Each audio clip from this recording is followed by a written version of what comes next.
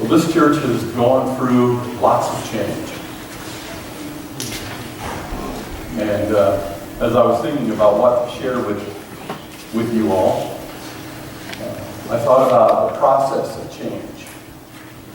And as I was doing some research, I found out that various colleges from back east to the Ivy League colleges to the West Coast, seems like every college has done some kind of a study on change. And they have anywhere from 17 things that cause people to resist change. And I finally found one that only had 3, and so that's the one I used. I decided you didn't need me to go on about 17 things why people don't want to change.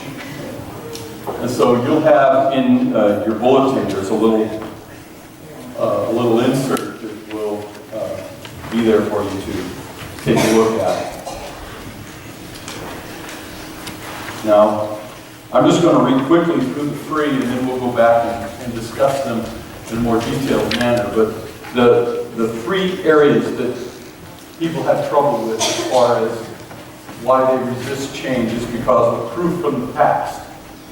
They've had experiences in the past that keep them from wanting to go through any change in the present.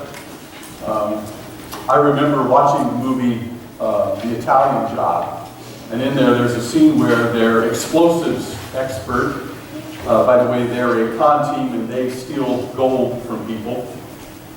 Not the best Christian movie, I must say, but anyway, in this movie, they get to this compound and there's dogs in the compound. And the fellow goes, dogs, I hate dogs. They go, well, what happened? He said, I had a bad, lower that. I had a bad experience. And they said, well, what happened? He said, I had a bad experience. Proof from the past why we don't like to change. Sometimes we've had a bad experience. Satisfied with the present. We really get satisfied with where we are. It's comfortable. We're familiar with what's going on. And so we really don't want to be pushed out of our comfort zone. And then third, fear of the future. The future is always a mystery, isn't it? We don't know what's going to happen tomorrow. We don't know what's going to happen a week from tomorrow. This week has been kind of an interesting week for us. It's been a good week. God has heard and answered prayer. My mom broke her hip and fell. We thought it was the other way around. We thought she fell and broke her hip, and we found out that that wasn't the case. My mom is having a little difficulty with her quick memory, her recent memory. And my brother, her son, she's living with him back in South Carolina, and he's told her, Mom, the garage is too cluttered. I don't want you going in the garage. When we have something to go in the recycle bin, I'll take it out there and put it in the recycle bin. Well, she forgot about that, and so she thought, I'll just take and drop this in the recycle bin. And she got out in the garage, and my brother's garage, you couldn't get a car in it to save your life. I mean, it's packed. It has little pathways between stuff stacked almost to the ceiling. And somehow or other, she got back by the recycle bin and decided she was going to turn around. And she has a bad right knee with a lot of arthritis in it, and so she doesn't twist that knee. So she twisted her whole body and the leg stayed straight. And it broke the hip bone. Well, come to find out, talking to the orthopedic surgeon, my nephew calls him the hipologist. He said if she was going to break her hip, that was the best way to break it. Because it wasn't in the socket. It didn't have the blood vessels running through it. It would heal quickly and it would be easy to repair. And he has done that day before yesterday, in an hour surgery. Put 2 pins in, one in the hip bone and one in her leg. She's all set. They had her up walking around the hospital yesterday. God has really touched her body, and I just thank the Lord for hearing and answering prayer. We've been, as my brother put it, just surrounded in a cloud of peace. That God had everything under control. And in a sense, God has used this incident to witness to all the nurses and all the doctors. My brother is also a pastor at Independent Church back there. And they've had people in and out from the church. And so everybody there has heard how God answers prayer. And so I appreciate if you just remember my mom, Dorothy. As she's recovering, she will have to go to rehab because she has to learn how to get up and down properly now. Not to twist and turn as she's familiar with doing, but to relearn all of that. So I appreciate the prayer for Dorothy. But she is doing well. And so there's a little fear of the future. What's going to happen? How's that going to go?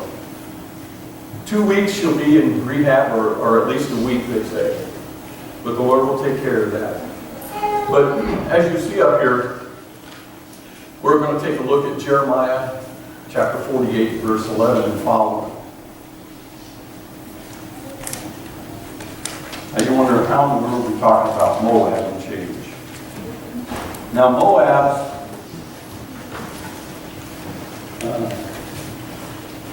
is actually a descendant of a son of Lot.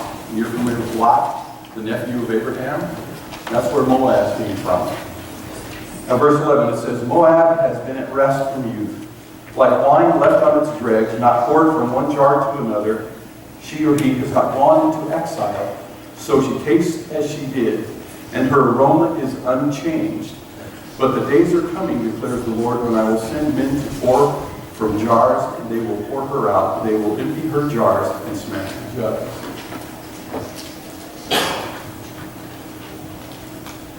Newton. We're familiar with Isaac Newton. Newton's first law states that an object at rest stays at rest, and an object in motion stays in motion with the same speed and the same direction unless it's acted upon by an unbalanced force. What does that mean? If we're at rest, we tend to stay at rest. You've all seen that arthritis commercial, right? Those of us who are older, we pay attention to that. The younger folks that tune it right out. But it also says those who are in motion stay in motion unless acted upon by some other kind of force. Unbalancing meaning it knocks the balance out of the direction that that force was going. Not necessarily an unbalanced force. So we have this thing that we're all faced with, change. You know, the amazing thing is, even though we don't recognize it, we cannot avoid change. You can't do it. Anybody here been able to stop aging? My grandsons, 9 and 8 years of age, continue to grow like weeds. Every time I see them, they're bigger. I used to cuddle them on my lap and hug and kiss them, and they used to just stay there and enjoy that. Not so much anymore. Papa misses out. They're growing up. They're getting too big for that. They're constantly growing. Matter of fact, I've even heard people say when you have aches and pains when you're young, oh, that's just a growing pain, right? Because we're constantly changing. I talked with my cousin this week on the phone. She says, I hate getting old. She's a year older than me. She said, my knee just gave out on me. She teaches preschool. She's a preschool assistant teacher. And she said, I had all these little chairs I was getting up and down in. And I got to where I couldn't get up once I got down. And so I went to the doctor, and the doctor couldn't find anything wrong. He said, it's just a little swollen. He gave me inflammatory stuff. And so a week later, I wasn't any better. I went back, and he said, we'll do an x-ray, and we'll check it out. So they did an x-ray, looked at it, and came back and said, well, I've got some bad news. You're going to need a knee replacement. Your knee has completely deteriorated. She said, I hate that.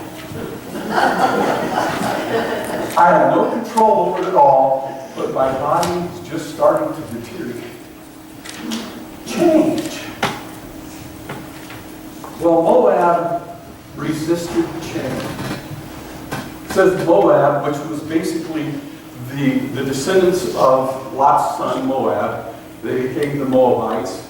They became a country that was totally wrapped up in things that were not of God. You remember the story of Sodom and Gomorrah and Lot, his wife? His wife was really seasoned. Right? She became a pillar of salt. Okay. Moab was a product of that environment. And instead of becoming like his uncle, the great uncle Abraham, and following the ways of God, he followed the ways of the world. And he became settled in his ways. And the writer of Jeremiah compares it to being like wine that has been mashed and poured into a vessel and then just left to set. And became so comfortable with just sitting there, never changed. As a matter of fact, set on those lees and dregs to such an extent that his flavor never changed. It became strong. Now, I'm not a winemaker. I really don't understand all the processes of wine. I don't even drink it. But as I understand in studying the process, is that wine is mashed, placed in a container, and left to set for a while because some of the flavor is gained from those dregs, those lees. But after a while, it is poured off into another vessel and allowed to set again. So it's poured from one vessel to another vessel. Now this process of being poured from one vessel to another vessel, have you ever tried to pour soda out of the 2-liter bottles? If you pour it too fast, what happens? It starts going boop, boop, boop, boop, boop, and it comes out in big gulps. But if you're not careful, you're over the top of the glass before you realize it. But now, if you had a pitcher, my wife makes tea all the time, and the pitcher has a big wide opening, and when you pour it out, it's easier to control. Because you can control the tip and you know how it's going to flow. Moab refused to be poured from vessel to vessel. Now, in this process of being poured, the 2-liter bottle symbolizes a lot the struggle that we sense as we're people. We have sometimes closed off the top of our vessel. Because if it's a small opening, you can control more what gets in and what doesn't get in. You with me here? Are you all out there? Yeah. But when you start pouring a vessel that has a small opening, it becomes more difficult to pour. What's the opening like on your vessel? Is it like a pitcher? Or is it like a 2-ounce bottle? Or 2-liter bottle, rather? When you tip up a 2-liter bottle, there's a back pressure that occurs because of all the fluid in the bottle come against that small opening. And that's what causes the difficulty in pouring. As we are being poured out, it's a process. In the Bible, we call it sanctification. I didn't put that in the minutes up there, so it's not going to be on the PowerPoint thing. But it's the process of sanctification. We are redeemed through the blood of Christ, and then we go through a process of sanctification. Now, sanctification is not a once-for-all thing. Sanctification, as I understand the Greek, and you must remember, I am not a Greek scholar. I took Greek at 7:45 in the morning. My day didn't start till around 11:30. So a lot of the Greek went right over my head. But as I have done research and studied The tense of the sanctification, the word sanctification, means that it starts and then continues. It is an ongoing process that had a beginning. And so as God begins to sanctify our life, He wants to pour us from vessel to vessel. The end design is to make us more like Jesus. So, the first thing. Number one.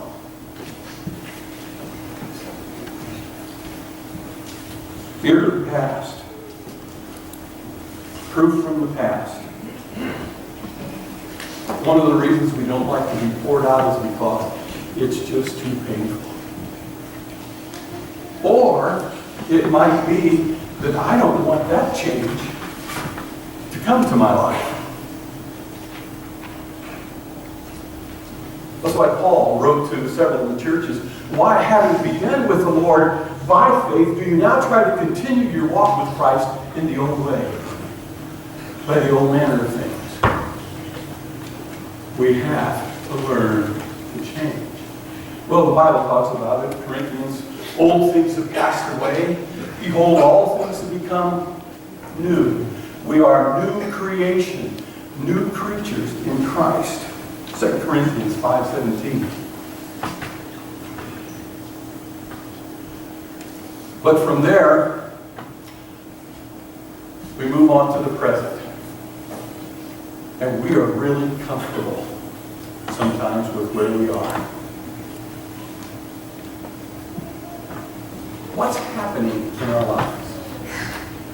Well, we've been able to control, either by limiting the size of the top of our bottles, what comes in, and what can get out. And we do that by our friends, our circumstances, our situation in which we find ourselves. Some people, and my daughter's one of these, she has great skills and great abilities. She likes people and gets along well with people. And they've asked her to become a manager, and she doesn't want that responsibility. So in a sense, she's comfortable where she is. And what she's done is she's closed the top of her bottle that says, manager is not part of the picture. Now, I know none of you have never done that. None of you have never been asked to teach a Sunday school class, and you say, oh, I can never do that. I mean, I just don't have the skill. I don't have the talent. I can't do PowerPoint like Joel. I just can't do those things. I mean, I just don't know the Bible well enough to do that.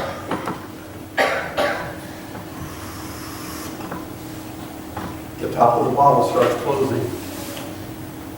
God tries to pour you out. And how does He do that? He gets people to keep asking you to do stuff you don't want to do. You with me?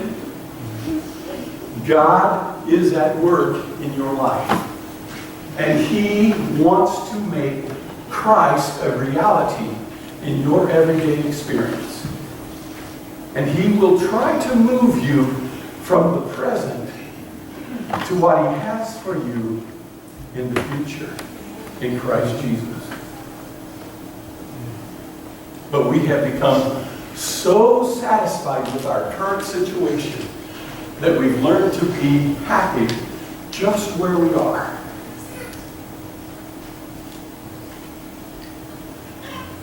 I'm not going to ask for a show of hands. But let me ask you this question. How many of you are happy with where you are spiritually right now? Are you as much like Jesus as you want to be in your spiritual walk? I'm not. You want to know where a person is in their spiritual life? Ask their mate. They will know where they are. You want to know where I am? Ask Marcia. She'll tell you how well I've got it together. Or well, I don't have it together. Vice versa. The people who really know us. Well, if those people really know us, how much more does God know us? and how much more He wants better things for us. So the future, the fear of the future.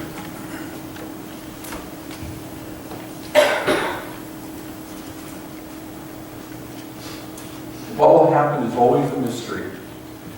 Good outcome will not bother people, but we get scared thinking about what bad things might happen. Scared oftentimes to such an extent that they don't even want to try to change.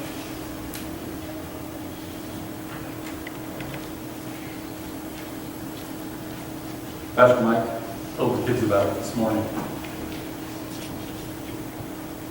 Afraid, a fear of things. Afraid. It might be scary. Reminds me of the story of the little boy who didn't want to come in from playing. And his mother called and called and called. And finally she went out and she grabbed him by the hand and she drug him into the kitchen. And he had on these shoes, with those rubber heels that left black marks on the floor. As she drug him across the floor, she set him down at the table. And she put a bowl of ice cream in front of him, partially melted.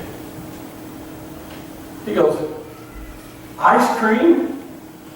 Why didn't you tell me you wanted to give me some ice cream?" How often we're like that with God. He's saying, "Come here, I got something for you. Come over here, I've got something for you to do. Come here, I want you to enjoy this. Come here inside." And we're saying, "No, I'm busy playing. I'm having a good time doing what I'm doing. I'm real happy with where I'm at, God. Don't bug me with something else." Those black heel marks across the floor. And finally, he sets us down in front of the table and we go, "Oh, you mean I was fighting this? I could have been enjoying this?" Jeremiah tells us in chapter 20.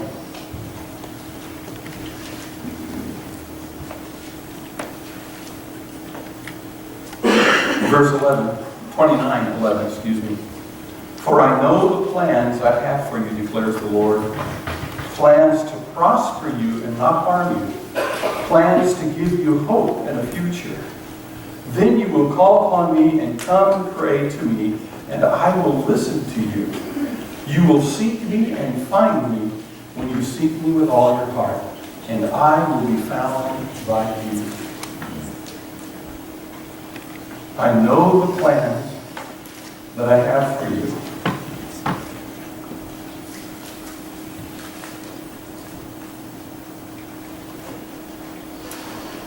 What plans does God have for you? Well, you got a new pastor coming. And the amazing thing is, he's not going to be like any of the pastors you've ever had. As a matter of fact, he may do things totally different than any pastor you've ever had before. That's called change. And you may want to resist. Pastor Tom did it this way, or Pastor Mike did it that way, or Pastor, doesn't matter.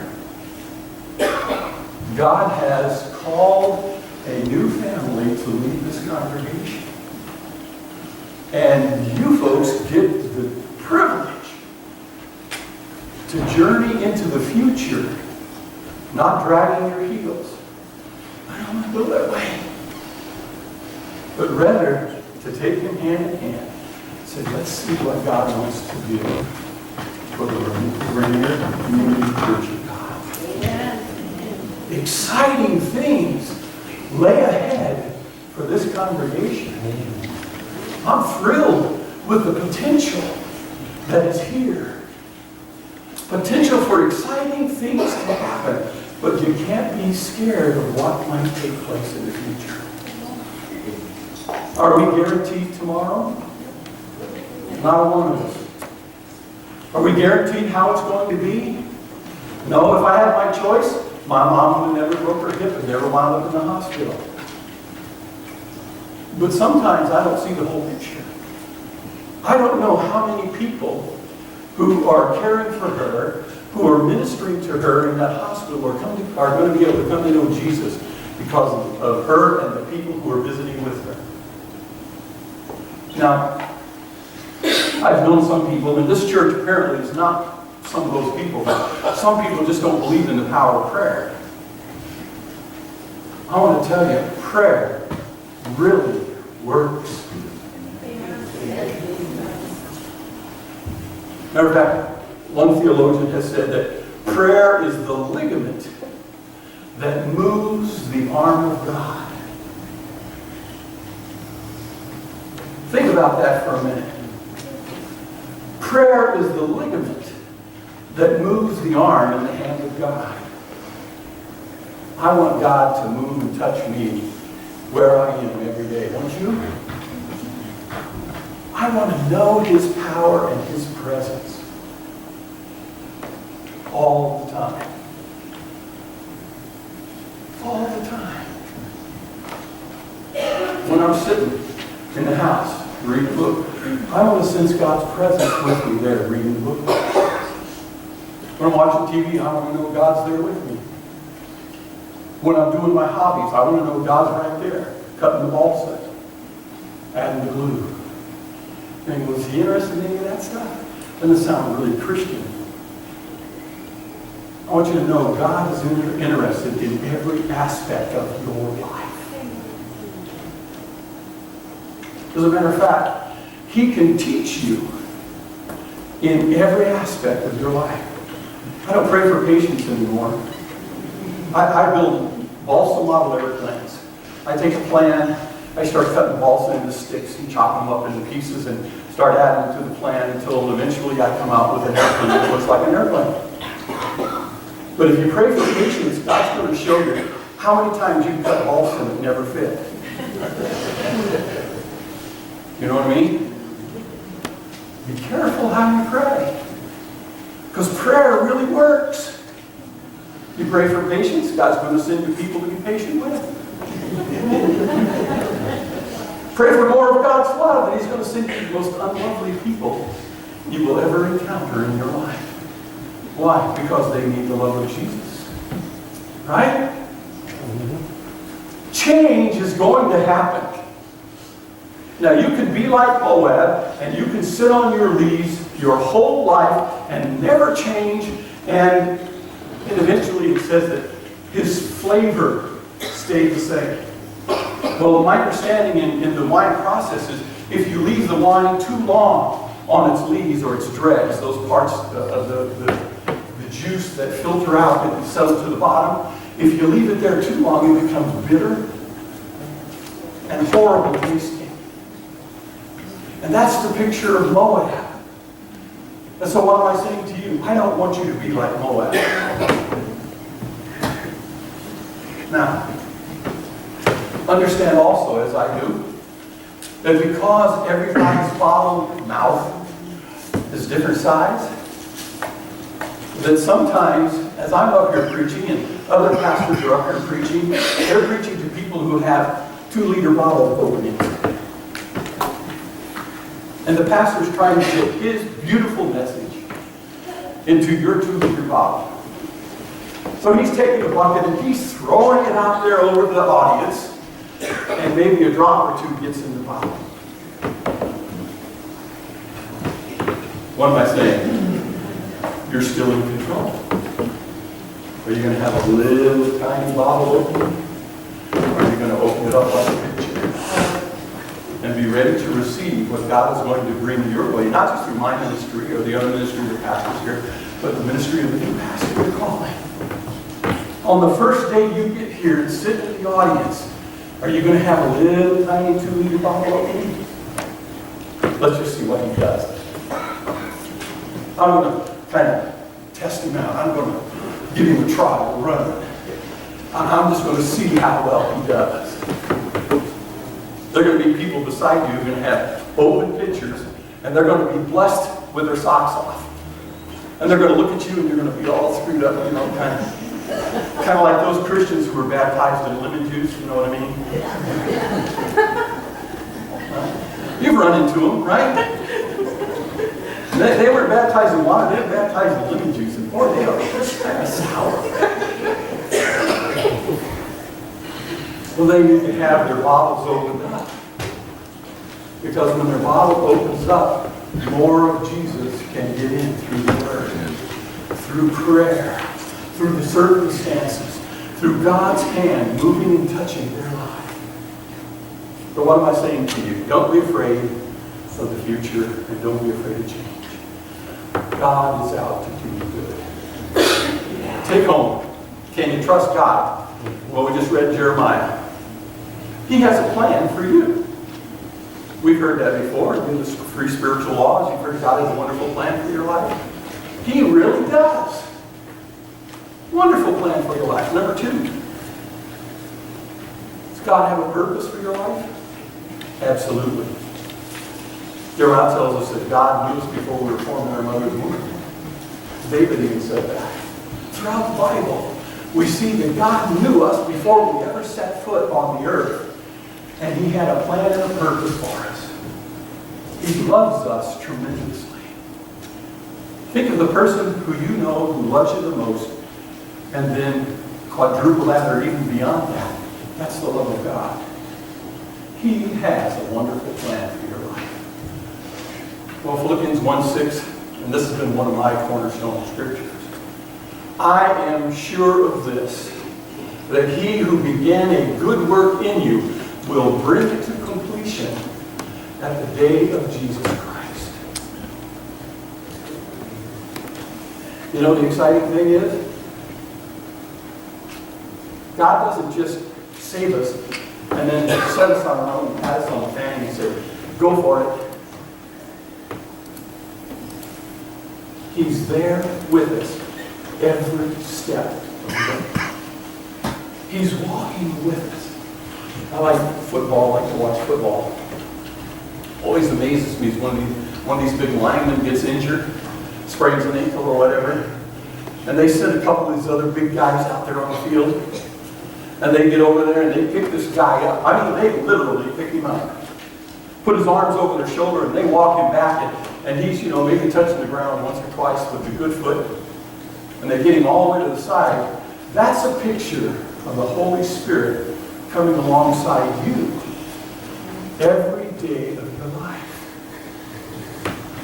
He's there as your helper, walking alongside of you, carrying you along when you injure yourself, when you don't surrender easily to Him.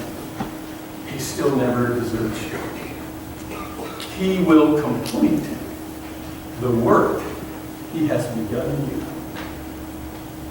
for the day of Jesus Christ. What's that day? When He comes again.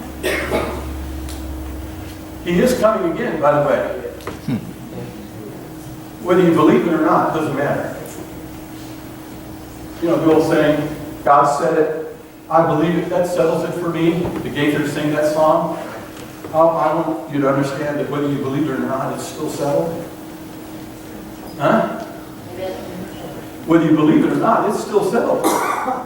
He said it, it's settled. Now you can either get in line with it, start believing it, and start experiencing the blessings of what He has for you. Or you can close the top of your bottle and limit what God can get in your bottle.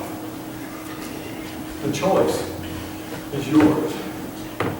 This week, I challenge you to allow God to pour you into another vessel. Interesting note, and I'll close with this. I get 3 closings, by the way.